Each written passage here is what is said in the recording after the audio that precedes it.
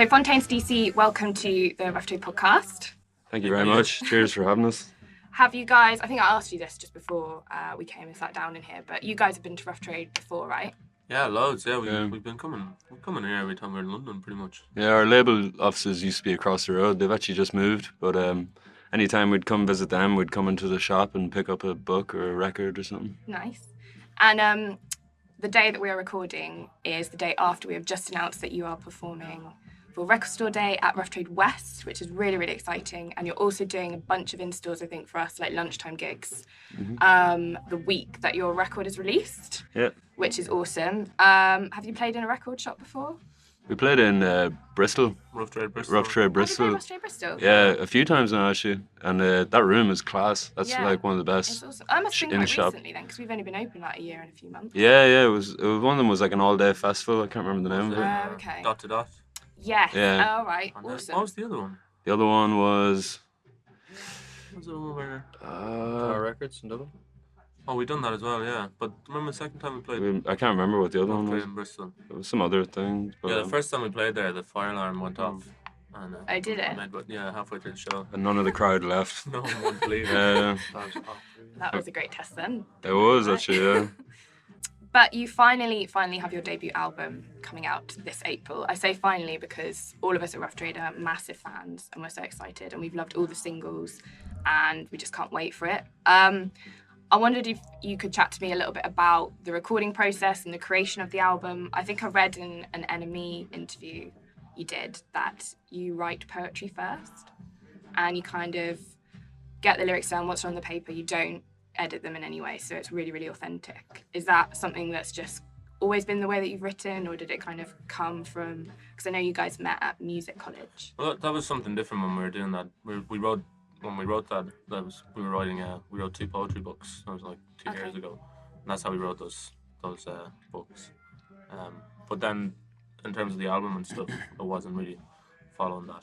Okay. I suppose Graham he kind of just collects a lot of writing, Graham, our singer, and then whenever we'd be working on a new track or whatever, he'd kind of just sift through different kind of little verses that he'd have and kind of see if they fit to the song that we'd be working on, and then he'd kind of expand the lyrics then once the song would, like the writing process for a song would start.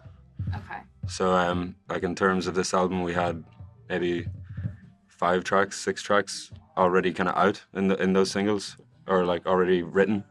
And then during the summer before we recorded the album, we went to like serious like 4-day, 5-day a week, going into the rehearsal space and writing new songs. So those were kind of like all kind of written in like a really short period of time compared to the other ones, which are a bit more sporadic. Right, okay. And would you say like everything you do is quite collaborative in a sense, like is everything Yeah, on positive? definitely, and that's one thing that we kind of have been working on, and one thing that we are really like proud in our songwriting now is the fact that everyone has their own voice, whether it be Carlos on guitar or Diego on bass. You know, everyone's kind of finding their own kind of niche, niche realm where they work in, and like different influences from different bands that we kind of get into on like weekly basis. You know, we kind of share new music that we're listening to and like try and bring those different elements that we're excited about into new ideas for songs. Awesome. And I think, does the album's title, does that come from a type of poetry? Yeah, right? Yeah, it comes from like Irish folk poetry, Okay. Irish folk lyrics to traditional Irish songs about events in history or things that were happening at the time, from a working class perspective usually. And we just thought that was Like really fitting. just the word we were looking for to describe what we were making that we didn't know there was a word for. Yeah. And when we came across, we were like, fuck, that's it. Is that a little bit similar to why you're called Fontaines? Because of, is it from The Godfather? Like a reference from there? Yeah, it's from Johnny Fontaine in The Godfather, who was the facsimile of Frank Sinatra or whatever. But I think that was more young lads. We were like, it was a few years ago when we formed the band, but it's more aspirational as young lads trying to be cool like gangsters. Like, Okay. it was quite naive, really, but like, and it had a classic band name to it. Yeah. The Fontaines. We were called the Fontaines at the start, so we wanted a classic band sounding name, and I suppose that kind of shows the kind of influences that we would have been from, not from recently and would have been from like decades ago. Okay. And the kind of band that we wanted to be was more like a band. Yeah. Yeah, kind of has that like group mentality, you know, kind of like if someone saw us cross streets, they'd be like, oh, there's the Fontaines. Yeah, It yeah. kind of fit into that idea of us all having this, you know, gang-like or just even like a really good friendship and Yeah. really like camaraderie. Yeah. You mentioned influences there, and I think one that a lot of people have picked up on, and maybe that you cited yourself, is girl band. Yeah. Obviously they're like fellow Dubliners. Yeah.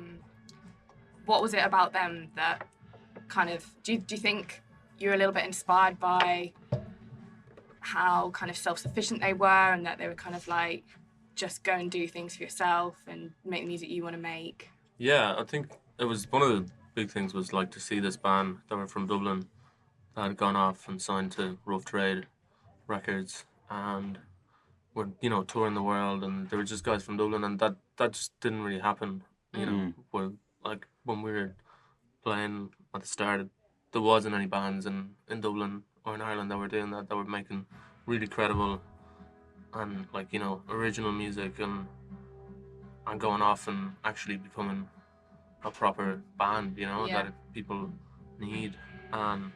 So that's inspiring to see someone from the same place you are from to go off and do that, you know. Yeah. Suddenly makes that dream a bit more of a reality. Yeah, just kind of shows you that there is that door that you can kind Yeah. of walk through. As it The were. climate at the time in Dublin was like so different to how it is now, you know, and it felt like girl band were kind of the first band at that stage that weren't trying to, like, there was no element of them trying to make it or whatever. I feel like after like the noughties kind of indie boom, that there was just kind of any band that was coming up were just like bands who you could see were maybe gearing their writing towards like maybe trying to work with a label or trying to get over to England to play, whereas girl band just seemed to stand on their own creativity and the music that they wanted to make.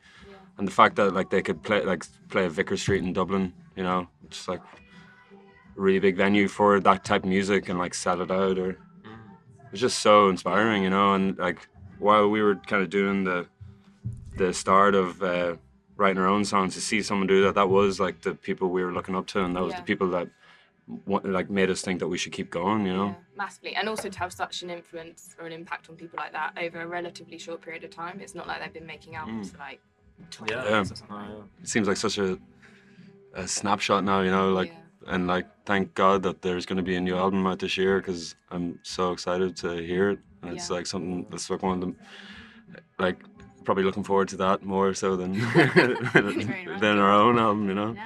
Yeah.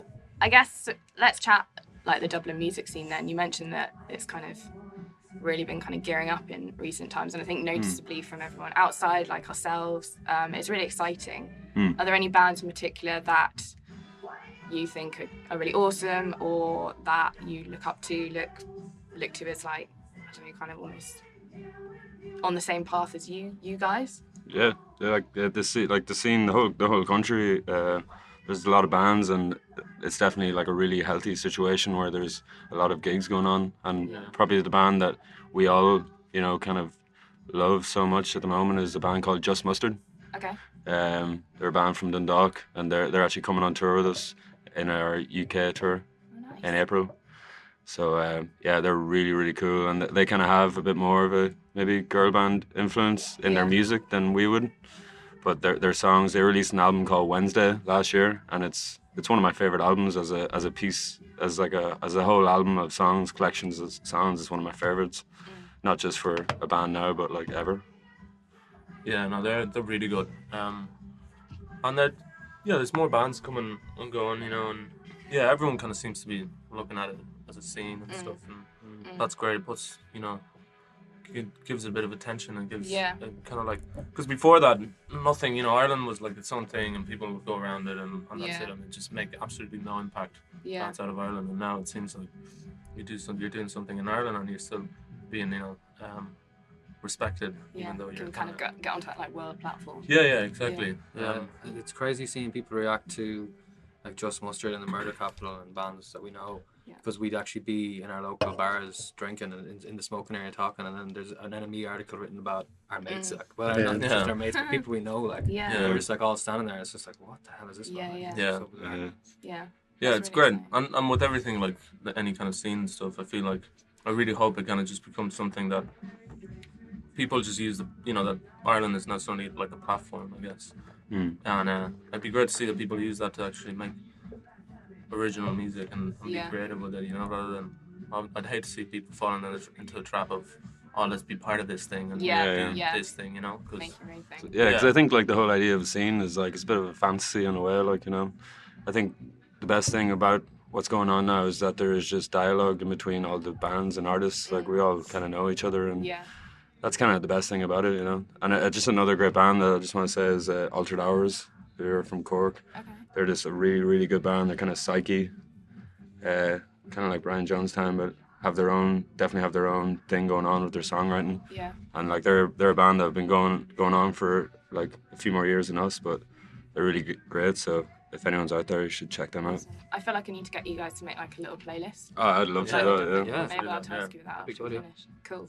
It's funny you mentioned scene actually, because I had Steve Lemack in here last week, and he was saying, how much he loves Idols and Shame and you guys, and he'd almost like to, I don't know, he'd like to make up a name for that sort of scene of these bands that are producing this kind of really kind of aggressive, angry music because you're just so frustrated about things that are happening like right now.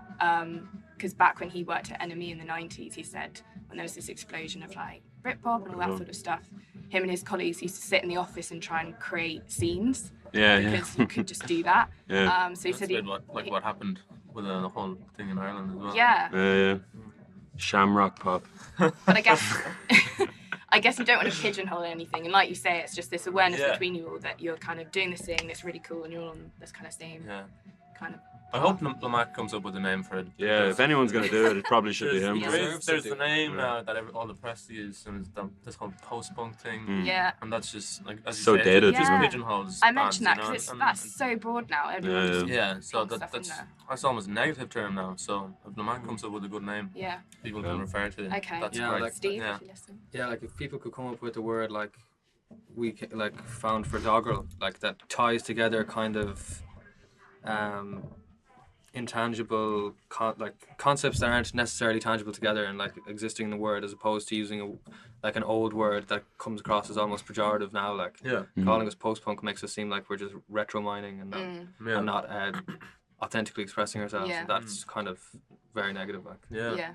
Yeah, you need a new name for something like that, Yeah, It's like, definitely. I mean, with everything, like suddenly grunge was like the new name for that, and Yeah. Britpop, it's just that, like post-punk is just anything after 77, like, Yeah. it's just, Which is just so long ago now. yeah. Like all those names and stuff, like they're just for the listeners though. They're just for people who, can go on Spotify and like Yeah. listen to music like this kind of Yeah. thing. Like I feel like those kind of names, even grunge and all that stuff, they do no service to the actual artists who No. are making the music. 'Cause And even actually rough trade shops, we are guilty of, putting stuff into certain Yeah. under names like that, just purely for people to be able to discover Yeah. it. But with help of like the podcast and stuff, hopefully we can try and break some of that down.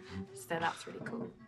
I feel like you guys have really kind of created this huge excitement mainly through your live shows. It's been this like word of mouth thing, particularly in London. Like all I hear is like, oh, you've got to get down to that Fontaines D.C gig. Like I think you played might have been the Lexington last year. Yeah. was it? Yeah. And everyone was just like mega into going. Is that really exciting for you guys? Is kind of live where you feel most at home? Yeah, I mean, like it seems like the only thing that we do now is play live. But yeah, no, like our live show is like where we've kind of based the sound of our album. Like we recorded singles before that, and they like we were really happy with how they turned out. But the songs seemed to develop because we were just playing live all the time. So when it came to recording them for the album, we wanted that. We didn't want people to get a different experience listening to the album than they do come to see us live, because there was such a positive response, and like we just enjoy it so much, that kind of element, that kind of energy that is created especially when you play in rooms like the Lexington, or even we played the Shacklewell like 3 times. Yeah. Gigs like that, kind of just wanted to capture that and release that as an album. Yeah. Well, we're so excited. I feel like I could sit here and chat to you forever, but it's getting really hot in here. yeah. So I won't keep you too much longer. But before we go, could you pick a track from your album that we could play on the show today?